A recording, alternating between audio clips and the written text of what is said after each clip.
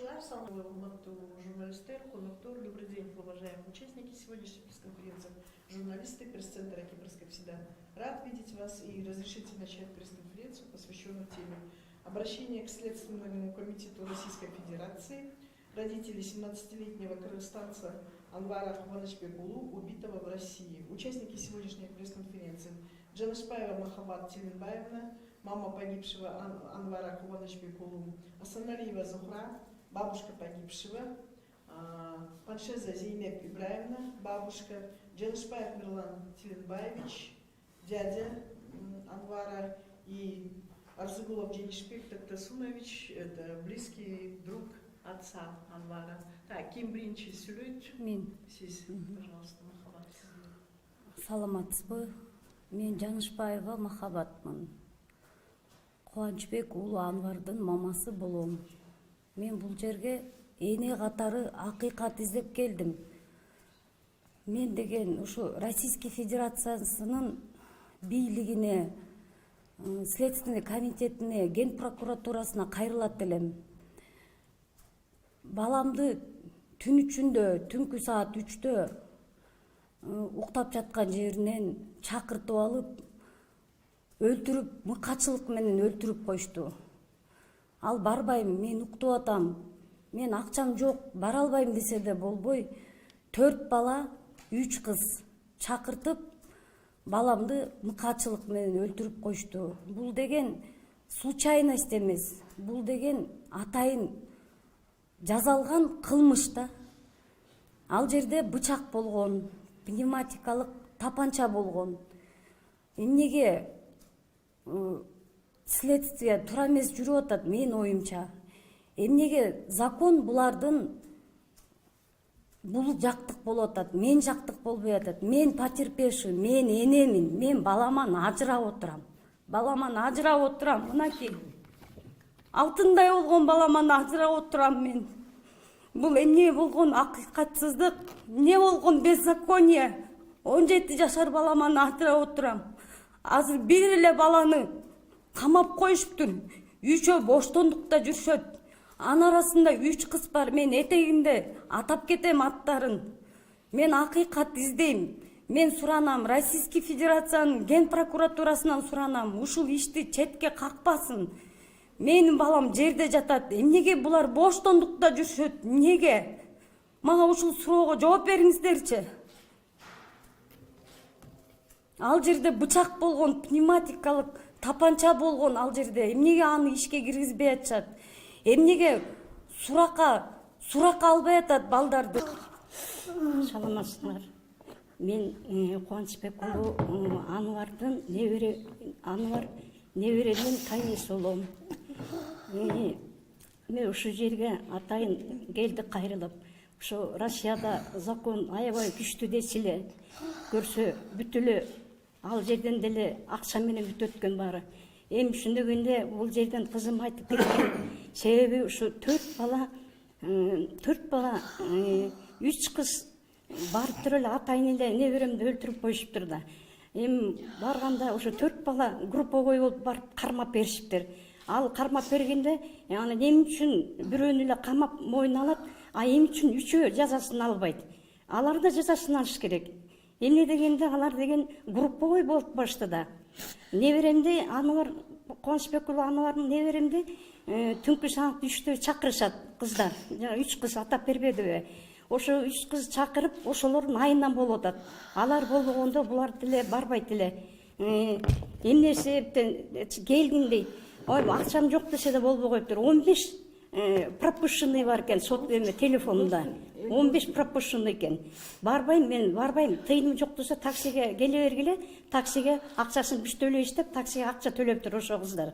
Барар менен эле тиякта 4 бала бар экен. 4 баланын колунда бөрөндө пистолет, үчөндө бычак. Эмне себептен түнкү саат ошол жерде балдар, кыздар эмне үчүн жүрүшөт? Ошондойго жүрүп көнүп калышкан да булар, көнүп калышкан. Эми кыздар деле жазасын алсын. Жанагы 3 бала эмнеге боштондукта жүрөт? Эмне үчүн мен кипишинеке тырмактай неберемди өлтүрүп коюп булар боштондукта жүрөт? Бул жерде каякта болсо деле закон бар. бир жерден болбосо да мушташып кетсе дагы бири бирине заявление жазышат. А эмнеге бул киши өлтүрсө кишини карашпайт дагы эме кылат. Мен ойлочу элем ушу Москвада деле закону күчтүү го деп ишенип ошого бияка келип кайрылгам. Ушу 3 кыздын 3 баланын жазасын алсын, албаса биз дагы бара турган жерге дагы барабыз. Биз жөн койбойбуз, алар дагы жөн жүрбөсүн. Уялбай келип мынакей келип да ушу 3 кыз дагы ушу жүрүшөт да. Көнүп качкан 3тө, түн ичинде 3тө булар эмнеге жүрүшөт? Эмне ушу кыз балдар экен, эмне үчүн жүрүшөт ушу кыз балдар? Мен ошого да таң калам. Булар ошолор жүрүшкөн, ушу бычак менен жүрүшкөн. Тиги балдар өздөрүнүн тааныштары келишти. Ошо өлтүрөм деп эле, келип эле бала неберем менен же мушташпайт. Баа келип эле талдуу жерге саят. Сайгандан кийин эле талдуу жерден балам неберем сразу ошол жерден эле кетет. А жанында куда балам бар болчу. Куда балам аны көрүп качса, аркасынан барып 3 жолу сайыптыр. Сайып таксиге алып барып сабап, аны өлүп калды алып барып ыргып салса, ал тирүү калып Москвадан дарыланып чыкты. Дарыланып чыкса да ал куда балама балдар ошо кыздар балдар барып кой ушун дарысына эмнесине төлөп берип коеюн деп бириси басып барбаптыр. Такыр кенебейт да, кенебе коюштур да, как будто булар положено да мындайга көнүп калган балдар экен. Ошондуктан бул Анвар Кубанычбек уулу Анвар неберем атасы жок өскөн. 7 жашында калган. Кызым жесир. Чоңойтуп кичкейинен анан кийин монтуп келгенде салып берип коюп болот да, коюп берип атат. Ошондуктан 3 бала жанагы 3 бала 3 кыз жазасын алсын. Мен суранам, мен өтүнөм.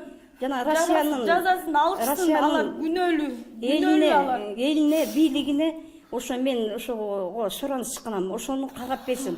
Биз жакты карап берсин. Антпесе биз жакты карабай эле ошо жакты карап эле жатат. Жана өлтүрүп кеткен кишилерди карап атат. Мында закондо жок болуш керек. Наоборот, ушу биз жакты караш керек да. Эмне үчүн ошону карабай жатышат? Ушакка чейин сайды буйду кылып, бир тияка, бир бияка деп эле кыйнап жатышат бизди. Ошо.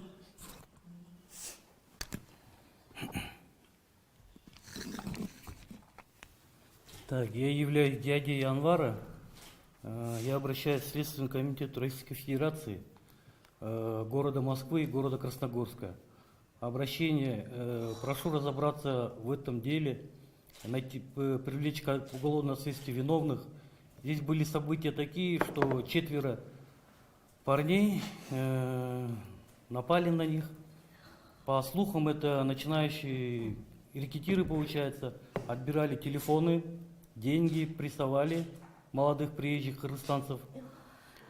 Получается, здесь при нанесении удара погиб, получается, вот Анвар, второй потерпевший. Нанесли ему 3 удара ножом,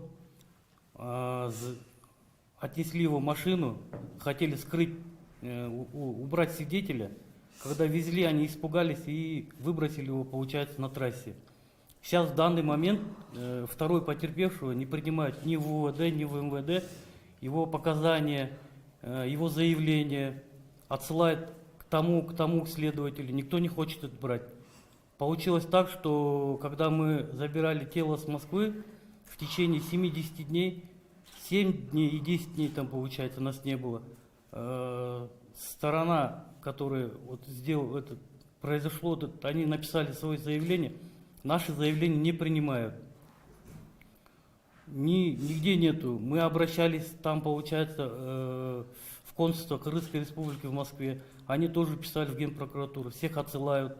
Мы просто просим у Следственного комитета разобраться в этом деле. Наказать виновных по закону. То, что они заслуживают. Нам лишнего ничего не надо. Этот мальчик вырос у меня на руках. 11 лет назад он потерял отца. Отец его погиб в аварии. Я ему заменил и отца, и брата, получается. Он был очень домашний мальчик. Очень послушный. Его потерять, он поехал просто в гости к брату. На месяца 2-3 получилось. Он должен был, на днях был приехать. Он не смог. У него билет был. Не смог приехать. Я прошу, очень сильно прошу Следственный отдел России разобраться в этом деле. На второго не заводят уголовное дело, там один сидит. Если получается 4 человека, это ОПГ, им срок большой дают. Второго, которого, у него 3 удара, 2 проникающих в сердце, 3 в заднюю часть. При этом они его посадили в машину, увезли, хотели в лес увезти, там убить, закопать. Но дело в том, что по сути они его в машине избивали, потом испугались и бросили на трассе его. Там прохожие увидели, вызвали скорую, успели. А Анвару, получается, проникающий ножом в сердце, он сразу погиб на месте, получается. Он даже не успел ничего не сделать. Камера. А? Одного посадили, а вот их было 4. А 3 соучастников, у них нашли, изъяли 1 пистолет травматический, 1 нож. А девушки, которые его вызвали, это знакомы, что ли? Они там, я не знаю через кого, но они так были знакомы, мало знакомые. Их вызвали где-то в 1:30 ночи, получается, вызвали их. Но он никак не хотел ехать, он отказывался, он выключал телефон. Но все равно как-то на него вышли, они сказали, у нас даже денег нету к вам приехать. Они, девчонки, их вызвали, сказали, мы вам платим такси, все, приедьте. У них отобрали телефон, оказывается. Здесь, оказывается, все спланировано было.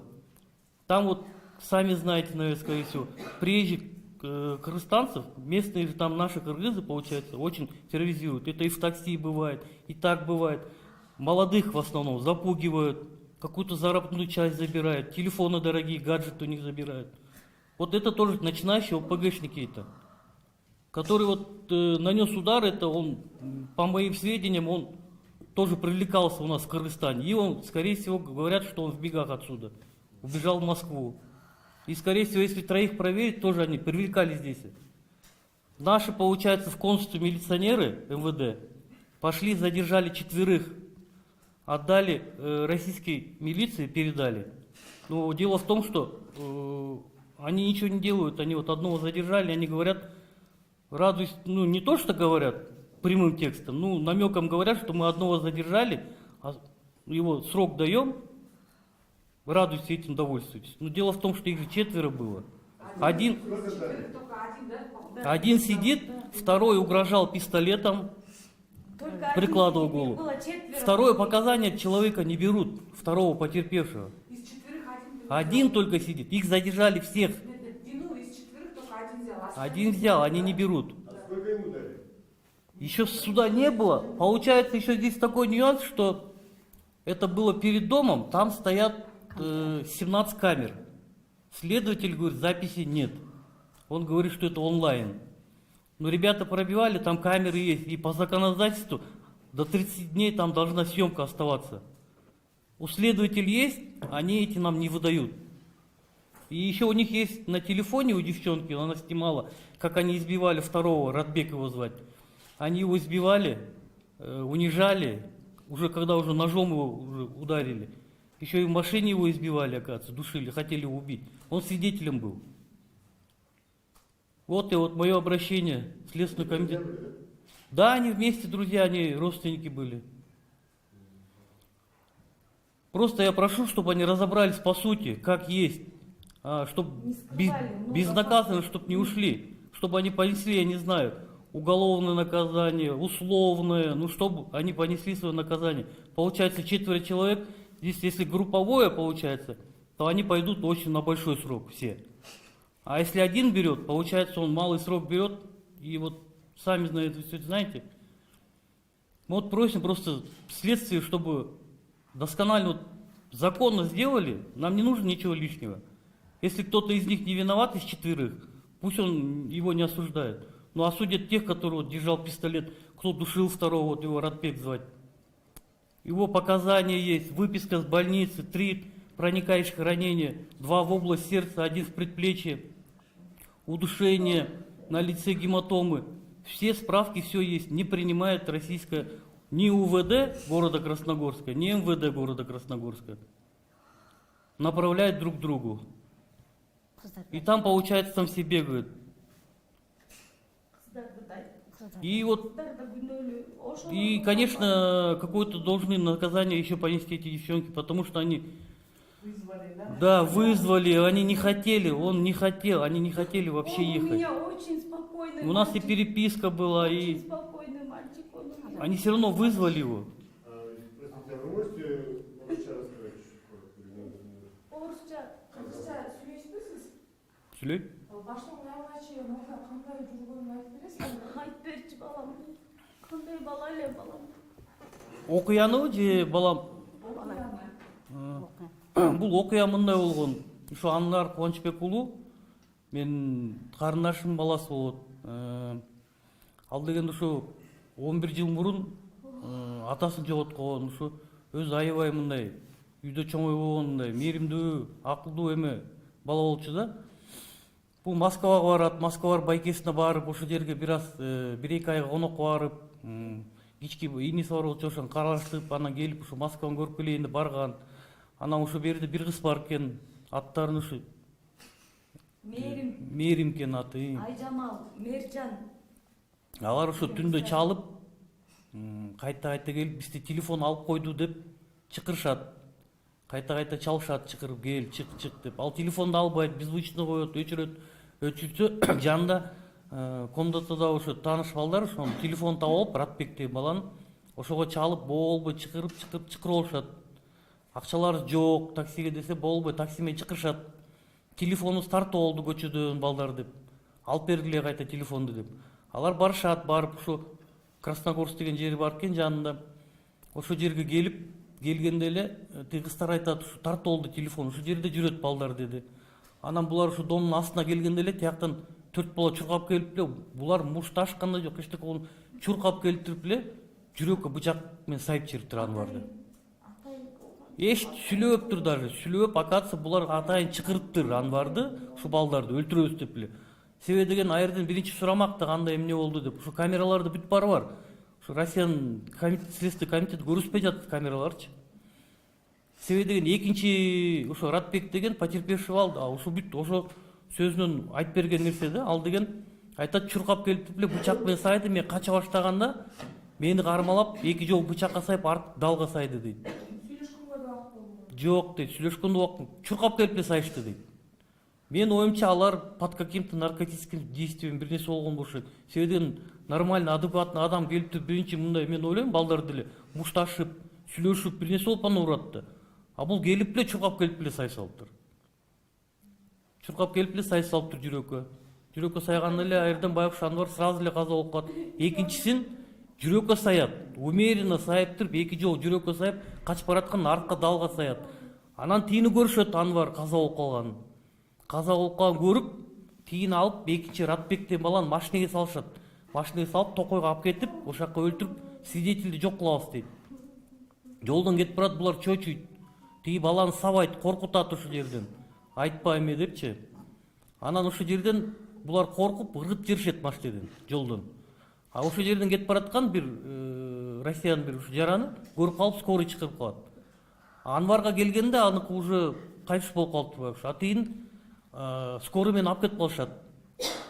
Скорый менен алып кеткенде биз Анвардын Москвадан сөөгүн алып келгенче убакыт өтүп кетти. Потерпевший сторона биз болгондо ошо байкеси ал деген заявление жазган жетишпей калды. Тигилер барып ошо жазып өздөрүнкүн эметип, өздөрүн башкача кылып, бүт баарын каалагандай жаздырып коюштур. Ошолордун показаниясын алып, биздин показаниялар принимать кылбай жатат.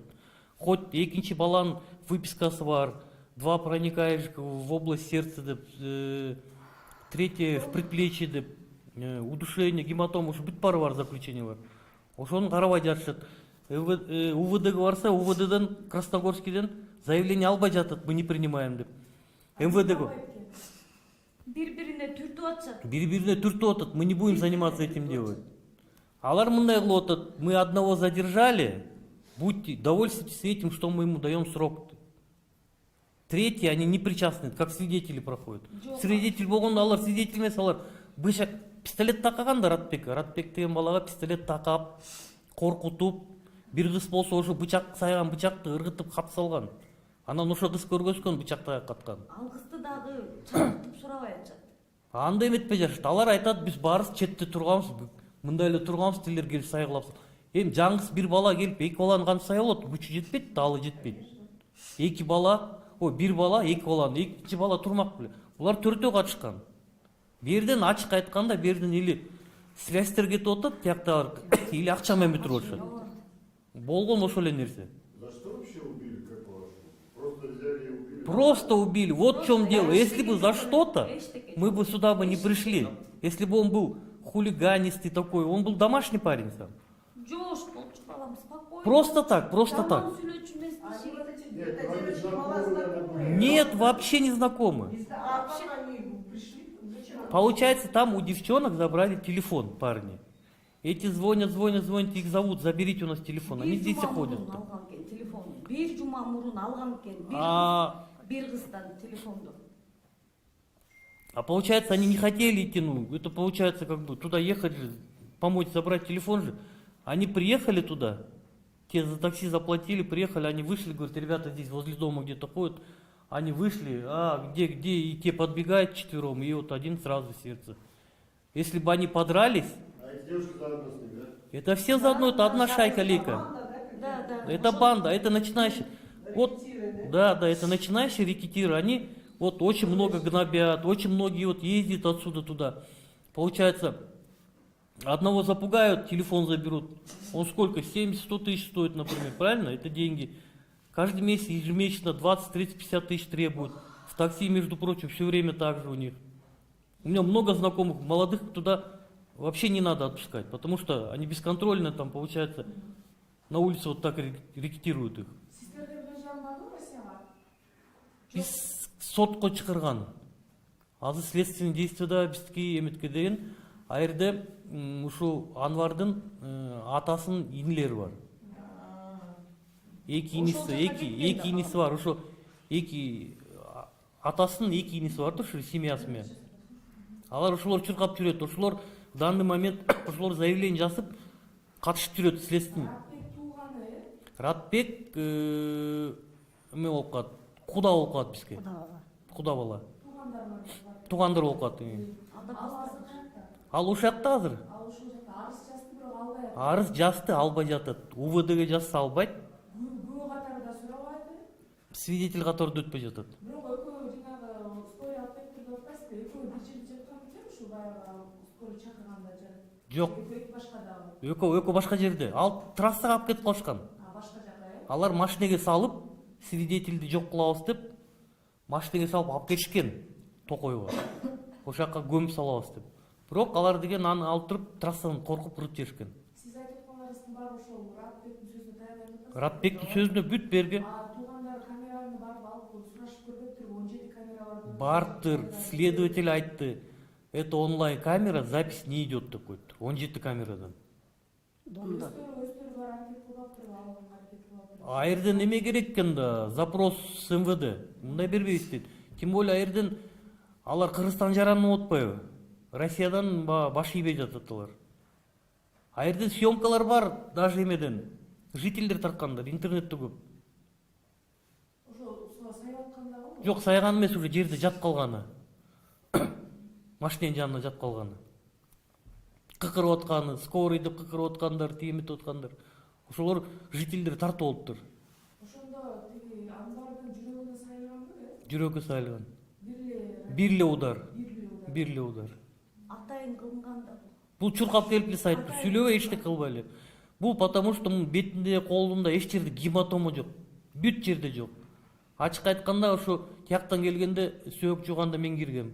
Мен карагам, өзүм лично карап чыккам. Бир жер гематома жок. Экспертиза тияктыкы болгон, болгон айткан, да, заключение бүт баары бар. Можно уточнить вопрос? Вот из четверых, какой из них сейчас задержан? Билбей атат, айтпай атат бизге. Говорят, да? Айтпай атат. Указан только Асилбек. Асылбек Улуу Асылбек Улуу Канзатбек 2003-жылкы Ош Нокат району. Он привлекался как и, скорее всего, по нашим слухам, здесь говорят, что он с Кыргызстана убежал тоже, скорее всего, по разбойным нападениям тоже. Он как свидетель или как? Нет, он всю вину на себя берет. Асылбек Улканатбек, 2003-жыл. Калган балдар Анин мен эле кылгам деп Мойнун алып отур, булар. бир эле бала. бул если дагы жанына бирөө кошулса, бул уже групповой болуп калат, ОПГ. Ошон үчүн булар или связь менен, или акча менен бүтүрүп коюшту. Жок, бүтүрбөш керек. Ошо Биздин бүтүрүп атышат аягына да? чыгарыш керек. Ошондуктан келдик. Суранып, ошо ген прокуратурадан суранып келдик биз. Жок, келип сүйлөсүн аны.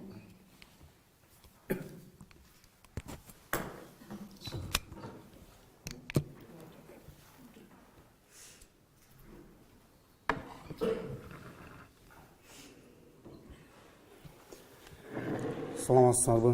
Ассаламу алейкум. Ошо биздин журналисттер, биздин Кыргызстандын жарандары ошо ата-энелердин айткан сөзүн элге жеткирип, Кыргызстанды биз ишенебиз, ушул эл менен элбиз, эл ар бирөөнө жеткирип, акыйкат аягына чыгат деп. Мен бул Анварды кичинекей кезинен тааныйм. Бала өмүр баяндагы айтып берсем болот, кичинекей кандай чоңойгон, кандай өскөн.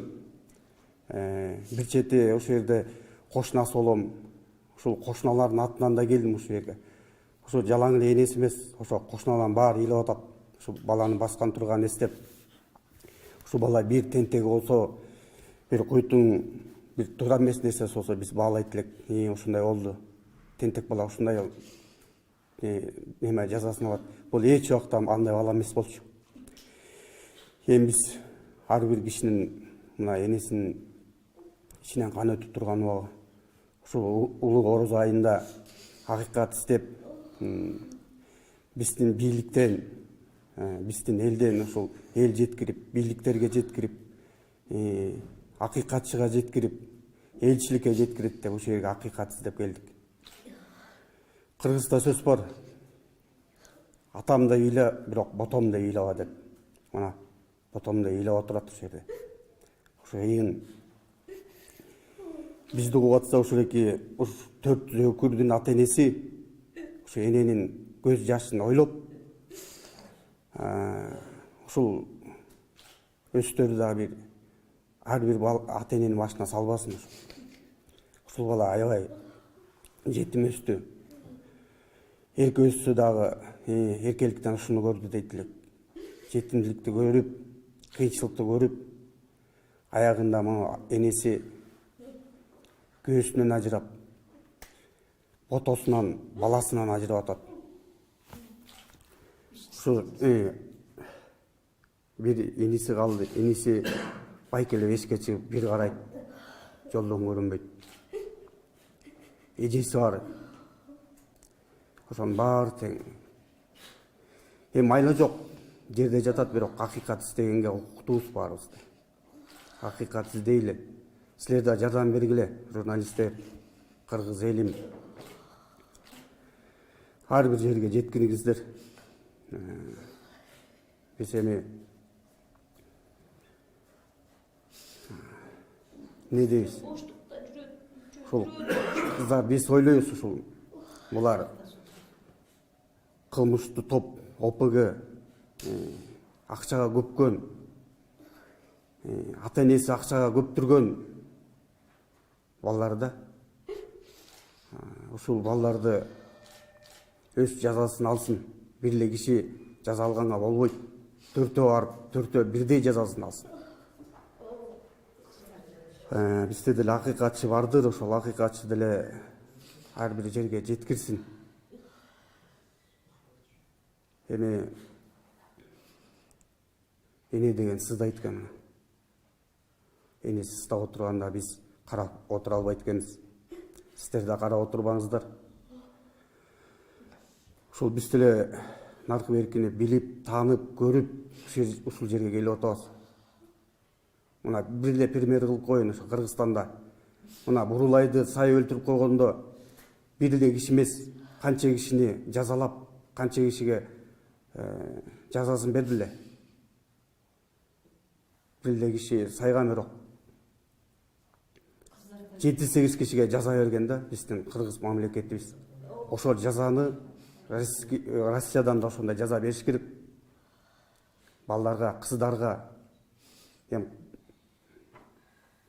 жанагы угуп атат, эми угат болуш керек, сиздер жеткирсеңиздер, ушу ата энеси могу өкүлдөрдүн, кыздардын ата энеси дагы кичине мындай кыргызда бар каңгыган жинге жин, Куранда да жазылган ошондой. Бирок таң кое бербейт. Ошол экине мындай ошо ата энени атасы болсо бөлөкчү болмок, энеси мына сизде отурат. Ошол экине сиздерге өтүнүчүбүз ушул.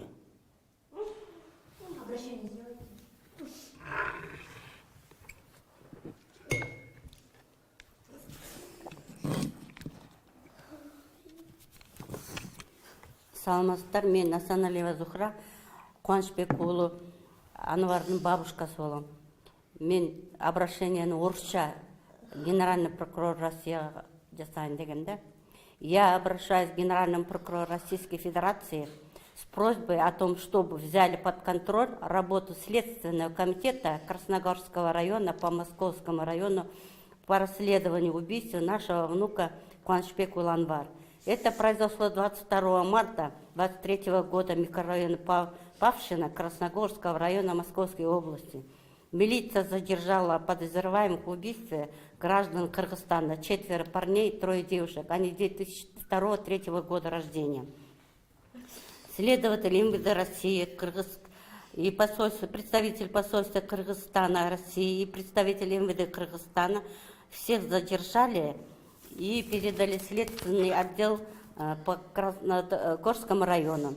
Впоследствии 2 девушек депортировали в Кыргызстан, 3 парней выпустили на свободу. Под стражей остался только 1 подозреваемый. Вас я очень прошу, уважаемый генеральный прокурор Российской Федерации, чтобы оказать содействие проведению расследования в рамках закона России. И мы очень считаем, что все участники убийства должны быть наказаны строго по закону. Мы очень надеемся на расследование, справедливое решение и расследование. Мен айтып кетер элем да, бул Анвардын атасы Кубанычбек мындан 10-11 жылы авариядан каза болгон.